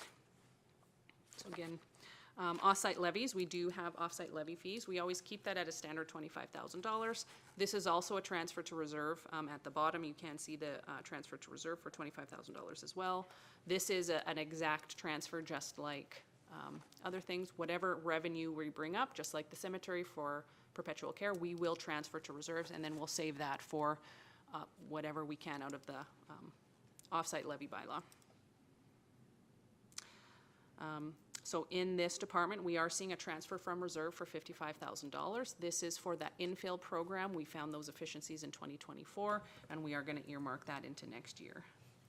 I did have some numbers for Councillor Wing on that, so the infill and the facade program. So in 2024, we did not have any facade applications. In 2023, we had 2, 2022, we had 2, 2021, we had 1, and 2020, we had 4. So we usually average in that sort of 2 a year range. And then on the infill side, yeah, we've had 1 so far in 2024, and we had 1 in 2023 as well. But we are seeing substantial activity in that infill space, so we do anticipate some applications in 2025 for sure. And you can see under planning in 2024, we did have some grant funds that we received this year and that we're not receiving them now next year, so there is kind of a gap in that dollars as well. So in the expenses, we do have salaries and benefits. We do identify for some staff training that was able to be reduced this past year. Registration fees, travel and subsistence increased to $6,000. A lot of things stayed the same. Building inspections, those are the cost. That is the cost for the inspector. He is a contractor. Plumbing and gas inspections, there is a cost for them to do the inspection, so we get a proportionate amount of revenue, but there is still the expense identified as well. Again, we have that safety code levy and transfer to off-site reserve. Those are in and outs on our budget. Operating projects, that has gone up to $40,000, but that is that public art and downtown initiatives. Okay, sure. And yeah, so the $40,000 operating project, in your sheet, we've actually called it community placemaking. And it would encompass both what we could potentially do with the downtown lots, as well as what we get from the art framework back from the consultant. A lot of the preliminary conversations we've had with her identify that for a community of our size, we should be focusing on specific areas. And as opposed to maybe creating a program where we're granting out money and people are just coming forward, that it's more specific and targeted, that we would identify a space and then accept proposals potentially for a project, or even some of the things we already do, our banners, our Christmas lights, maybe that's what we're gonna focus on for a couple of years, and we focus our activities or our funds towards those types of initiatives. You know, maybe we're building a new pool and then we wanna look at the public art in that facility, that it's more targeted and not necessarily just an open call in that respect. But again, we don't have that final report back. So this will be a project that sort of evolves throughout the year and comes back to council as we have some more details and parameters around that. You know what might be fun, Director Jenkins, down the road is when banners need replacing downtown, is to do a school/banner project. Yes, and that was actually something we discussed. We looked at replacing them and just kind of coming up with a design, and then we did talk a bit about, you know, well, maybe we should utilize some of these as opportunities for those public art and placemaking kind of all together, so. Is there, do you know, like, is there funding available, like through governments, through foundations, Arts Foundation, et cetera? I'm not sure about the Arts Foundation. There have been ECDev and downtown programs over the years that have sort of come and gone, whether it's for, you know, things like wayfinding signage or downtown improvements.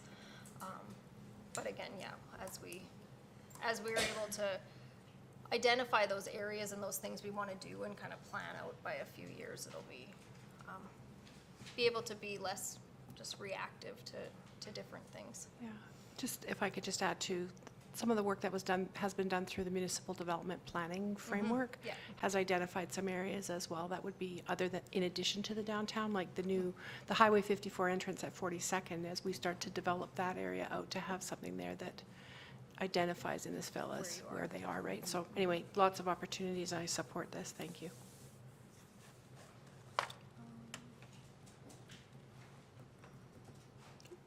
And just the last thing I wanted to re-identify is just our planning services. This year, it was budgeted in 2024 for $25,000. We are able to reduce that cost to $10,000 because we're maintaining that position of our planner now in perpetuity. So we have lowered our contract with PCPS. So if we were to lose that employee, we would have to find a solution, either go back to recontract with PCPS or find a different staff member to take that on.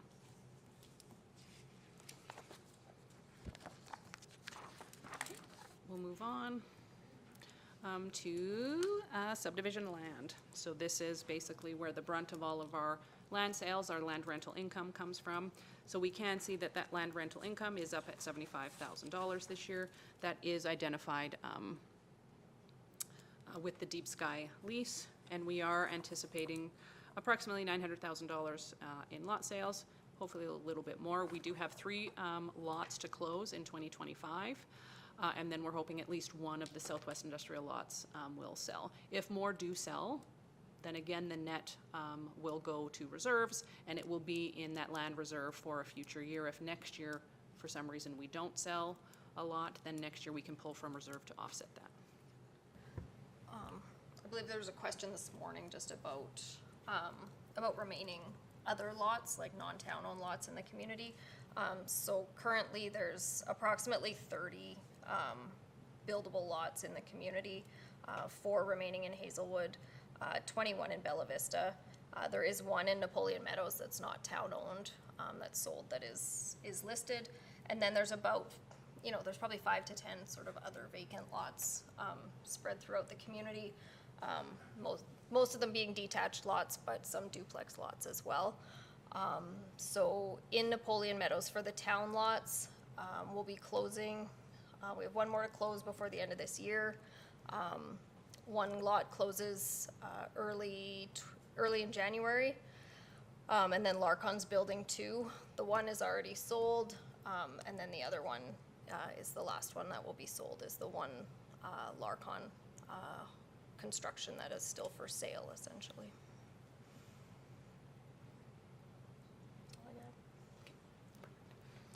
Okay, so we do see some salaries and benefits coming out of here. Engineering services for $10,000.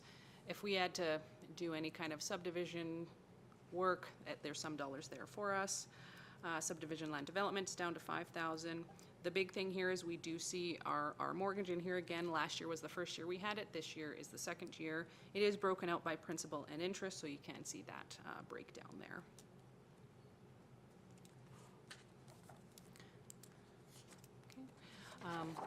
And I know for the loan reschedule, we did put the repayment schedule in with the binder here. But our rate for this is 4.98% for a 10-year loan. And the current rate today, if we were to sign a loan today, it would be 4.87 for a 10-year loan. So we are a little bit over. It has dropped a little bit.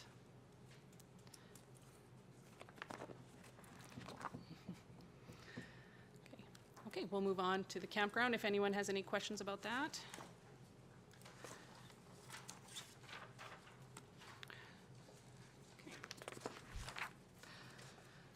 So the land rental income, we're not changing from this year to last year.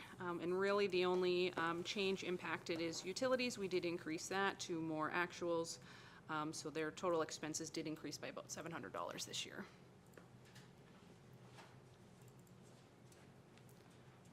And we did try to have the Lions Club come in. There was some moderate contact with them, but we were never able to come up with any kind of agreement on when they would come to council to have a chat. So we will try to maintain that they come in maybe early in the new year just to talk about the campground and any successes that they had at the campground at that time. Okay.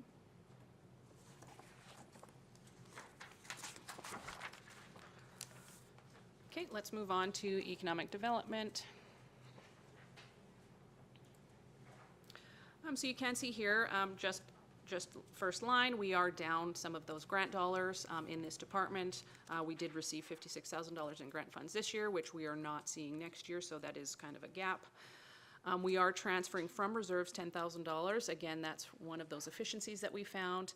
If you look down at that grants to others, specifically regarding economic development or supports for businesses around that. It was unspent this year, so we are going to carry forward that dollars for next year to cover any expenses for that. But we do have staff costs and benefits. There is some training that did increase. Travel and subsistence did increase as well. Registration fees. Those advertising and promotions was removed. If you can see, that was removed to communications, which will be the next department. Membership fees did increase up to $12,500. The big thing is we see that operating project for $100,000. Contracted services, this is just any type of support that we have for the EDO. And then, yeah, just grants to others. I think we need to note that the $100,000 operating project is grant contingent, so it still is an application to be submitted, and there's no guarantee that that grant will be received. So, CO Becker or somebody, with the rest of the economic development activity, we have a committee, we have the power of place, if there's projects within that we want to look at doing, or how does that work? So certainly, apart from the operating project, there's a lot on economic development plate already. This Prairie's Can project opportunity would be an expansion of that service, and it would be, like, we would be hiring staff, we would be hiring extensive numbers of sort of external support in order to complete this work. It's certainly not work that can be completed with the current resources we have within the department. Some of the activities that we've identified through the committee and through the work plan could be augmented through this grant process, not all of them. Really, the focus of the grant application is through Prairies Can, sort of over 3 years. It's a $1.5 million project focusing on essentially business attraction, expansion, with respect to clean tech types of activities. So working with existing businesses, so that would be direct sort of one-on-one work with existing businesses to explore technology opportunities, how they could expand or leverage those opportunities within their existing businesses. Business attraction, so new businesses, whether that's to our industrial park or to other industrial properties. Looking at events, so events focused to our local business community in terms of educating, as well as larger scale events that would be more sort of showcase type events where we're inviting people to come and see what we're doing here. Working with schools and post-secondaries in terms of that workforce development. So there's numerous sort of components to the grant. The big thing with Prairies Can is they'll fund 50%, but we need at least one other partner, whether that's the provincial government or some other organization. So,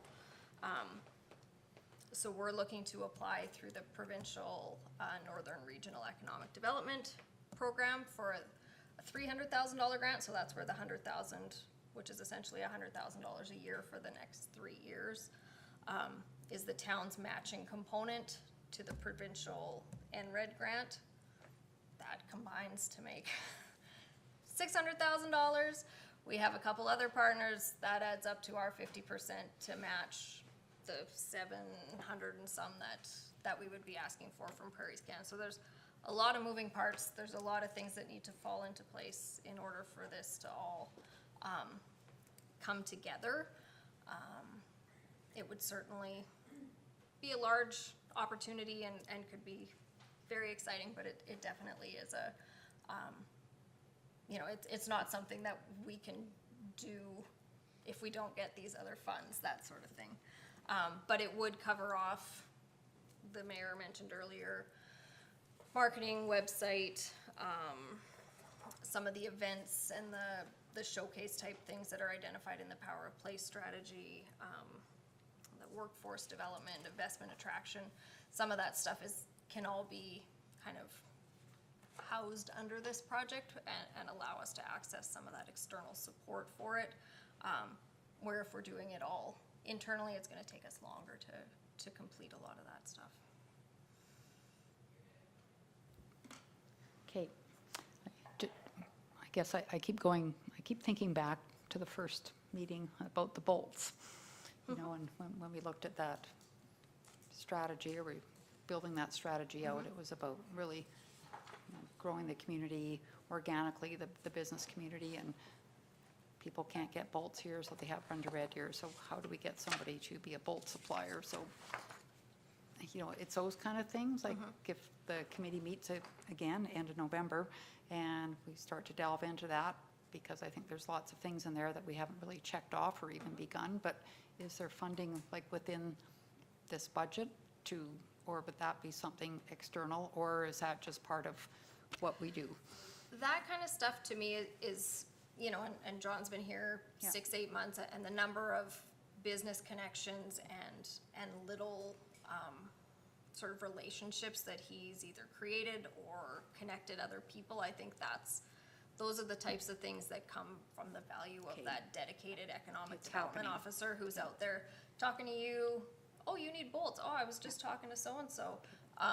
You know, that those types of things happen, that it would be difficult to just decide we're doing a project on that specific. I didn't mean to do a bolt project, Yes, but the bolt just project. kind of in general. Like how, Though we did, there is some look at supply chain around battery technology, hydrogen technology, those types of things that would be, that we can look at within that project, but this would definitely be a lot of additional sort of outside of the scope of maybe Yeah. typical municipal economic development work. It Okay. would be sort of, Think of even manufacturing the plugs for the tanks or the, yes. you know, the other business we went to visit, and The valves, they're looking yeah. to manufacture the plugs for the barrels and the totes and stuff, and Yeah.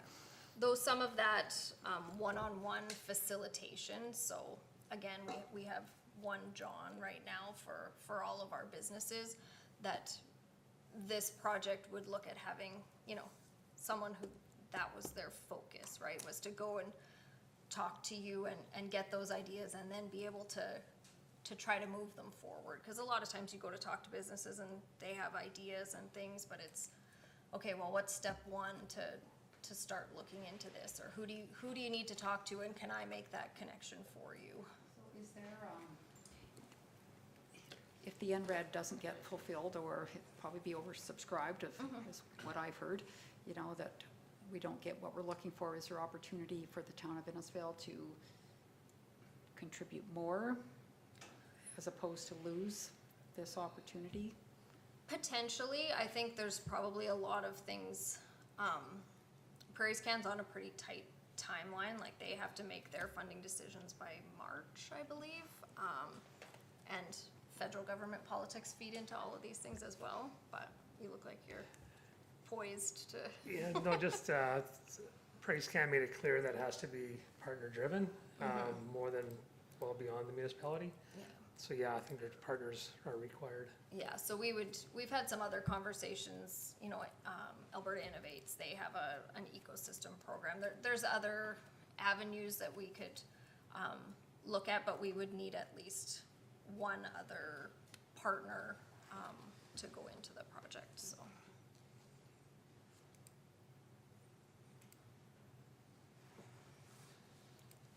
I have a question. So with that dialogue, the 100,000 that's the budget line item there is to do the project that's described at the back of this tab? Yes. And if it doesn't occur, If it doesn't occur, then we will be having to revisit and reconsider how we can make that work. Essentially, the $100,000 operating project is the town's matching component. Right. To the $300,000 provincial government ask. so I guess what goes through my mind is I'm wondering, like that 100,000 represents 1% tax. Do we have to budget for it? Could we look at it as a contingency tap? It needs to be allocated dollars for the grant. I need to Okay. be able to prove that it's matching dollars. Not just that it's available. Right. Okay, thank you.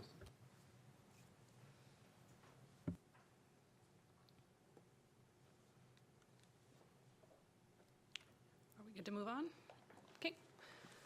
We'll move on to communications. So we do have staff and benefit costs through here. Not much has changed. We did see that increase to advertisings. However, that did just come from the Ec Dev department, so it's not an increase. And contracted services moved to the admin department for the app. And actually, the $6,000 for memberships fees has actually moved to the Ec Dev department, so that's where that increase comes from. It was just, we just reallocated that here. And nothing else changed for costing for the communications department. We do have that special event on the bottom at $45,000. The one new thing is that fireworks will now come out of that budget.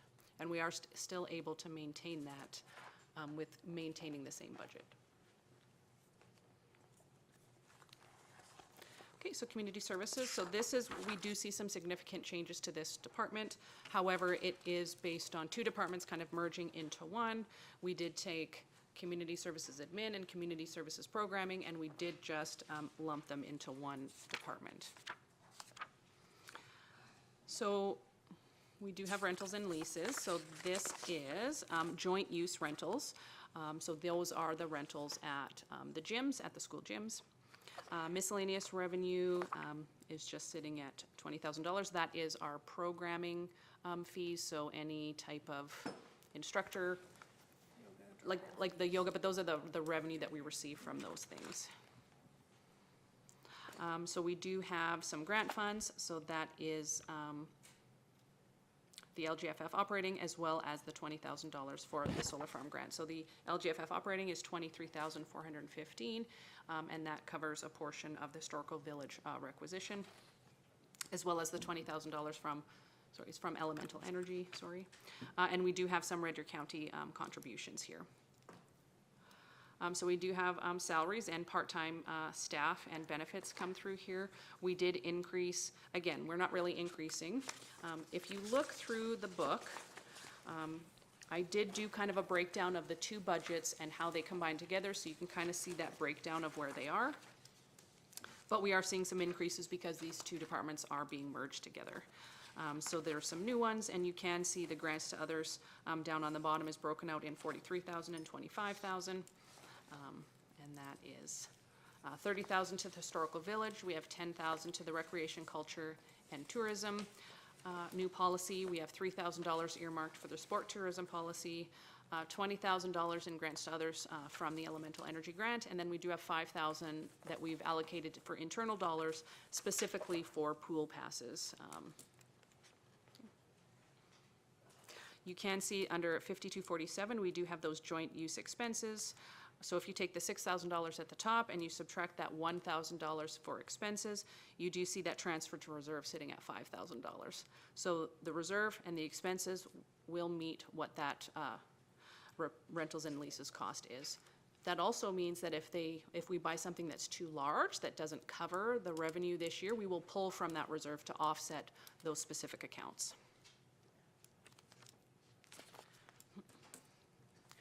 Okay. How about we call it a day? Are you done? Sorry. There is Director. 4 sheets left. Okay, sorry. We have arena, pool, culture, and library. Do you think we could get it done today? Well, Councillor Hystad needs to go by 4, so. Okay, let's hurry. We'll go through quickly. Or would you like to stop and we can start these ones over in the morning? It's up to, okay.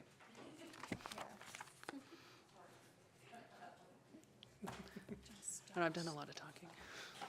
Okay. Before we stop, can I just ask one question quickly about the revenues relative to the joint use agreement? Given that we've just recently had a conversation with another school division, do we not foresee that there might be more opportunities coming? Yes, Mayor Barclay through to Councillor Wing, we would have to separate those out because we would have 2 separate reserves for the 2 separate schools, and we would have a different line item for that revenue. So once that contract does come in, or if it does, then we would come for a budget adjustment to identify what those would be. Because we're not even, like, how much would that be? What would the gym, what are the rates? We'd have to kind of create a little bit of guesstimations kind of thing, right? Thank you. Yeah.